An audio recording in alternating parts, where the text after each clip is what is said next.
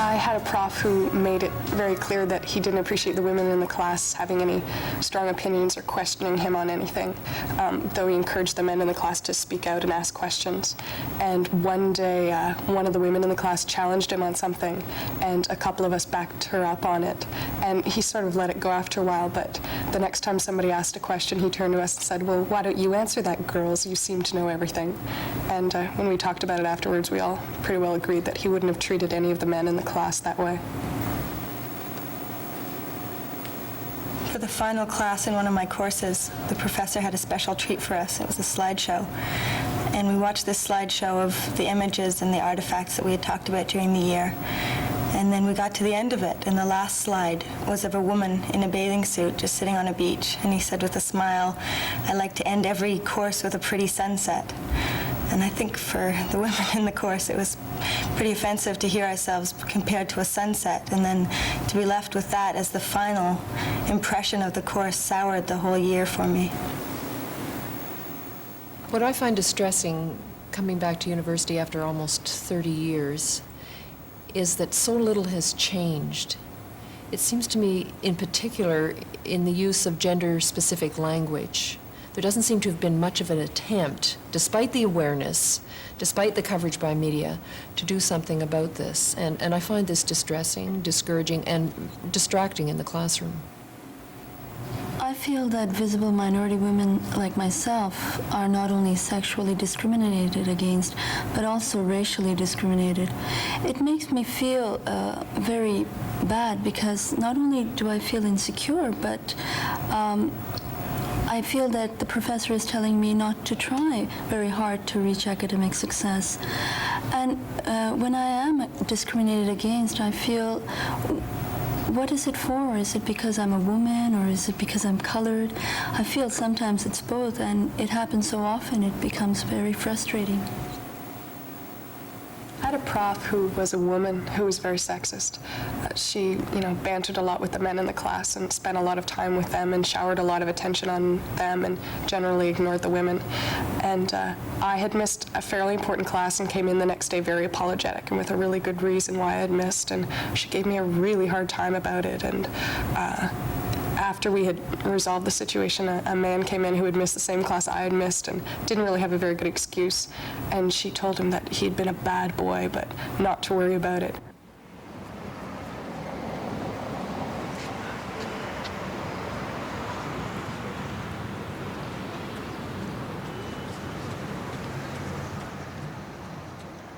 I think that what all students in a classroom want is to be respected, to be heard, to be encouraged to take intellectual risks, to be blessed with a teaching that improves their skills, whatever skills they're seeking to develop. In a sexist or racist teaching environment, women and students of color come to learn that they have to fight for respect, that even when they excel at the same things in the same way as white or male students, they're still robbed of basic courtesies. We've got to be able to model some possible changes for our society and to set up kinds of power relations in the classroom. This power is there all the time, between me and between the students, among the students, between males and among females. And if you can't make some changes there and set some kind of an ideal there, where are we going to be able to do it? The faculty member who never raises women's issues, encouraging women to contribute, will effectively silence women by giving clear messages about what's important in a classroom. The same is true for race-conscious learning. If a white professor allows racist moments in student conduct to occur in the classroom and go unmentioned, that faculty member legitimates the misconduct and gives a clear message to students of color in the classroom that they're on their own. What males may learn in that environment is that they are getting their power relations reinforced, that theirs are the only legitimate voices. Women also learn this is the way things are, I guess, in society, and we're just not going to have those kinds of changes, whether in the classroom or in other places. When the impact of discrimination in the classroom is that minority students are silenced. What a lot is lost. Most directly, each student who is silenced loses the opportunity to test her ideas, for feedback, for development. She loses the chance to explore concepts which are half articulate and could get better if somebody else worked with them. She loses the chance to find out that other students are interested in the same thing, that there are other people who think like her. The rest of the class loses the chance to hear that voice, which may be one of the voices saying things nobody else is saying. Some other people might be thinking. Many people would at least benefit from hearing as a difference from what they take for granted. The professor learns what it is to be a teacher and never challenged. In other words, the professor learns nothing from the classroom, simply delivers what she or he already knows to an audience that thinks the same way and parrots it back.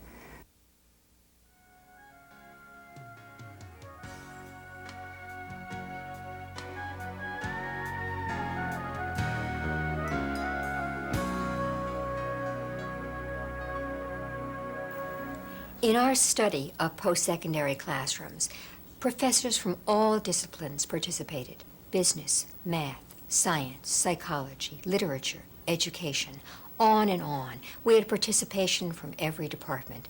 We found that these patterns of very subtle and unintentional inequity occurred across discipline, occurred for undergraduate students and for graduate students as well. Other studies show that students from various racial and minority groups are also likely to be invisible members of classrooms. We spent several years analyzing college classrooms, but we began our research in the elementary and the secondary classroom. There, when we did our studies, we found a very interesting pattern. We found that white male students were most likely to get teacher attention. Second in the rank order were minority male students. Third were white female students. And at the bottom of the distribution of teacher attention, the most important thing in the classroom, were minority females. Now we're going to turn our attention to an actual classroom scene. In this scene, we've really provided you with an example of condensed bias. In a minute and a half, we've put a number of examples of biased teaching behaviors. See how many you can detect.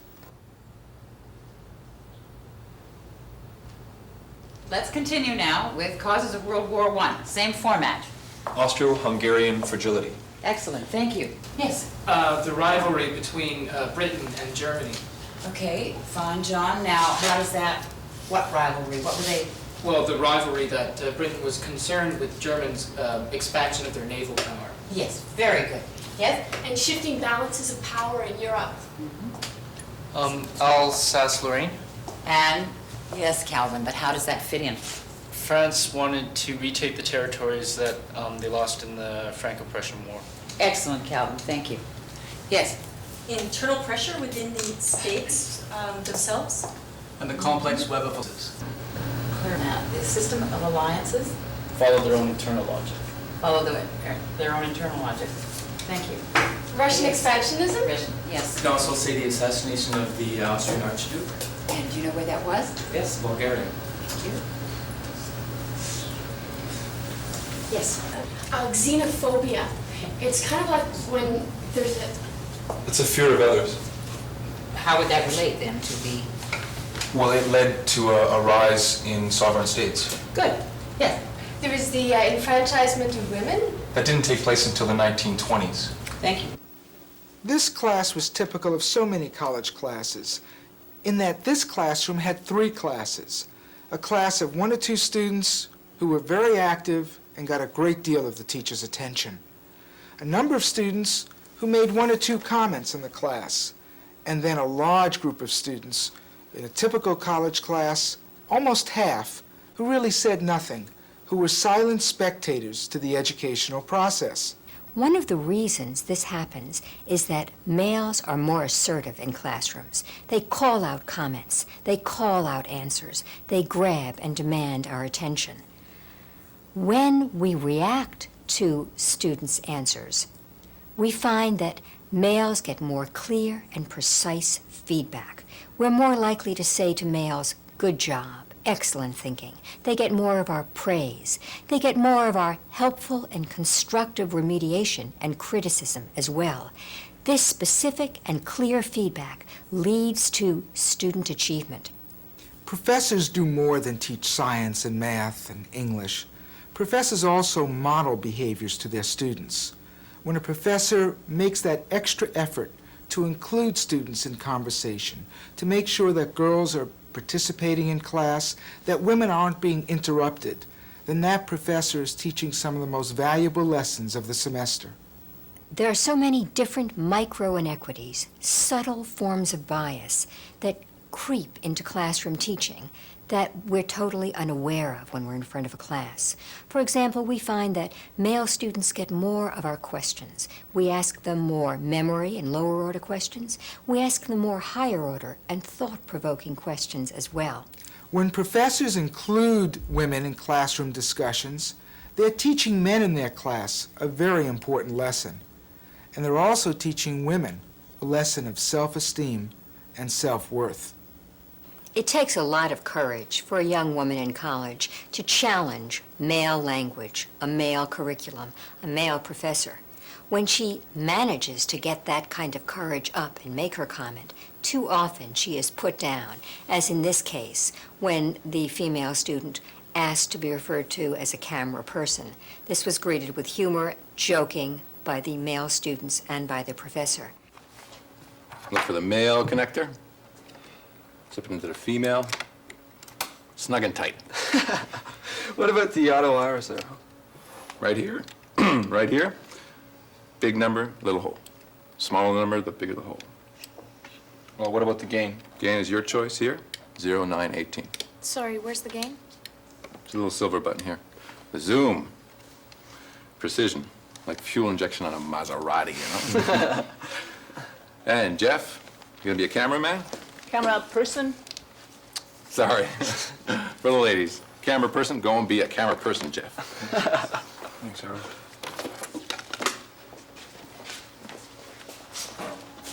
The language in this class created another kind of environment, a male environment. Sports analogies, comments about machines, even sexual innuendo made women students feel less comfortable and less a part of this climate. Unfortunately, this too often is the case in regular ongoing classrooms where the curriculum leaves out the experiences of women. Hey guys, how's it going? Hey, bud. Not bad. Maddie, what are you doing? I'm taking a medium shot.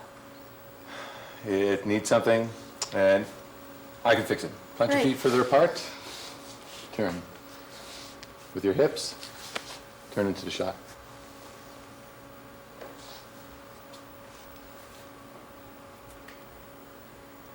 Okay, good. At least it's dynamic now. Got it. All right, my turn. Yeah. Excuse me. Okay. Get into it. You get planted. Think of baseball. Swing. Good. Great. Great. Great shot. Ba-bing. You got it. As in the formal classroom, in this informal setting, again, when the professor gave precise feedback, helpful feedback, it was usually to a male student. A male student was the one who got praise on his use of the camera. He also got help on how to move the camera. When one of the men didn't move the camera appropriately, the professor showed him how to do it. When the young woman didn't move the camera appropriately, the professor literally moved the woman. You might have also picked up a clearly patronizing tone when students and the teacher spoke to female students. Sometimes it can be daunting when you think, perhaps I'm inequitable in the classroom. I don't mean to be, but maybe I'm talking more to male students than female students. Very simply, you can begin with saying on one thing at a time, small things. For example, wait time. After you ask a question and you only wait for less than a second, If you can increase that wait time from 1 second to approximately 3 to 5 seconds, research shows that when professors are able to do that, female students, quieter students, minority students are more likely to participate in classroom discussion. Education is not a spectator sport.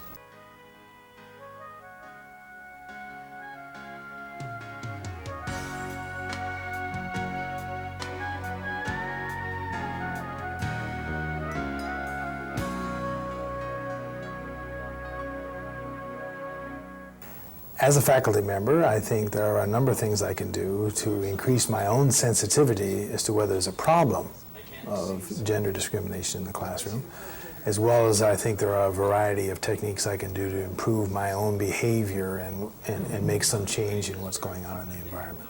In my own classrooms, I can become more sensitive to what's happening in the class by trying to monitor what's going on in the room. Thinking after the classroom is over, for instance, who spoke during this last hour, going over the class roster, tallying it, how many males and how many females after that's over. And maybe then realizing, well, maybe I'm attaching a lot more importance to what the males said than to what the females said. Once I've got a sense of what kind of problem or a problem I don't have in the classroom, I can start being much more deliberate and paying much more attention to how I respond non-verbally and make sure that there's a sort of equalization.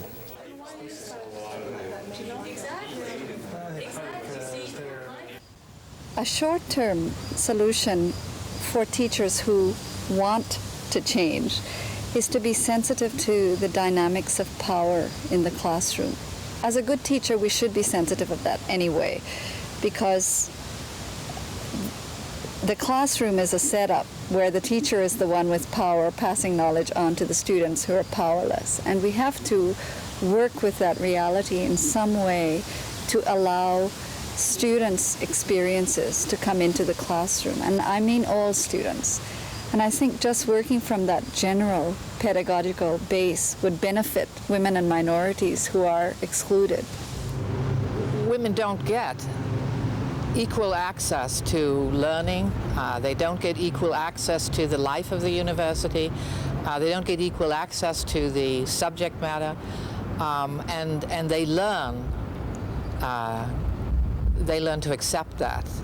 They learn that how they experience things, not to expect that to have a place, not to expect to find what they know about the world as women, to connect up with what they hear in the classroom. They expect to find that the hero of scholarly life is always a male, and they get used to that. A lot of the time, we don't even recognize that the masculine pronoun is not ours, and we get so used to this that it's almost a kind of shock if you sometimes see the general pronoun written as the feminine.